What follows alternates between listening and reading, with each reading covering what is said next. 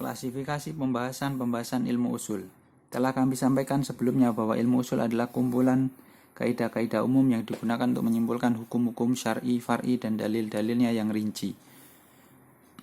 Tentu tidak tepat jika kaidah-kaidah usuliyah disampaikan begitu saja tanpa tertata rapi, tapi harus disampaikan dalam bentuk urutan tertentu agar mudah digambarkan dan dipelajari.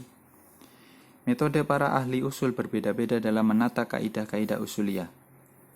Metode terbaik menurut kami dalam hal ini adalah membangun urutan kaidah-kaidah usuliyah sesuai konsep tertentu. Berikut penjelasannya. Setiap hukum syar'i, far'i harus memiliki dalil yang menunjukkannya. Orang yang menyimpulkan dalil harus memiliki kemampuan untuk menyimpulkan dalil atau istimbat. Orang yang menyimpulkan dalil harus menggunakan metode yang tepat dalam menyimpulkan dalil atau istimbat. Oleh karena itu, seluruh bahasan ilmu usul menyatu dalam 4 hal utama yang bisa kita sebut sebagai 4 rukun ilmu usul fikih, di mana setiap rukunnya berkaitan dengan sejumlah pembahasan. 4 rukun tersebut adalah: yang pertama, hukum syar'i. Hakim, yakni sang penentu hukum, adalah Allah Subhanahu wa Ta'ala. Dalam rukun ini kami akan menjelaskan hakikat hukum syar'i, jenis-jenisnya, definisi setiap jenis, dan ciri-ciri khususnya. Juga akan kami jelaskan siapakah yang menjadi objek hukum syar'i, yaitu mukallaf, di mana hukum-hukum Allah Subhanahu wa Ta'ala ditujukan kepadanya. Juga akan kami jelaskan apa yang bisa dihukumi oleh hukum syar'i, yaitu perbuatan mukallaf. Yang kedua, dalil-dalil.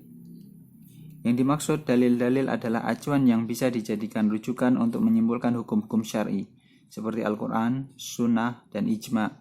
Dalil-dalil ini disepakati. Selanjutnya akan kami sebutkan dalil-dalil yang diperselisihkan, seperti maslahat, mursalah, perkataan sahabat, istihsan, dan lainnya. Yang ketiga, dalalah. Rukun ini mencakup cara memahami dalil-dalil sehingga menunjukkan suatu hukum, seperti dalalah petunjuk secara verbal, petunjuk dengan pemahaman dan isyarat, petunjuk dengan makna dan alasan atau disebut petunjuk qiyas. Yang keempat, ijtihad. Rukun keempat adalah ijtihad. Dalam rukun ini akan kami jelaskan makna dan hakikat ijtihad dan ranah-ranah yang memungkinkan untuk dilakukan ijtihad. Juga akan kami sebutkan siapakah orang yang memiliki kelayakan untuk berijtihad, dengan menyebutkan syarat-syarat mujtahid, apa yang harus ia lakukan ketika terjadi benturan dalil-dalil menurutnya. Seorang mujtahid harus menyampaikan hukum kepada orang yang bertanya, atau yang dinamakan ifta, atau memberikan fatwa.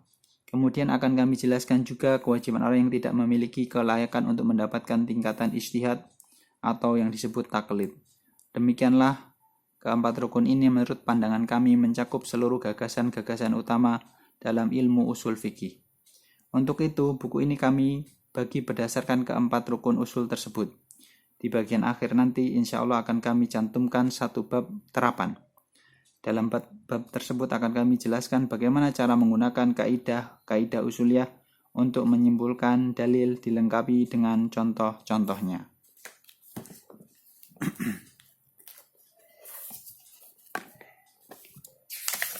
Inilah skema penjelasan dari buku ini. Skema pertama yakni rukun usul fikih, hukum syar'i, petunjuk, cara memahami hukum, dan ijtihad.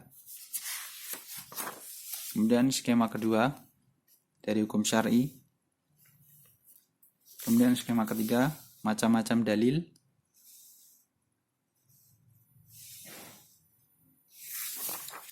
Skema keempat dan kelima adalah metode memahami hukum dari dalil syar'i, dan skema kelima ijtihad.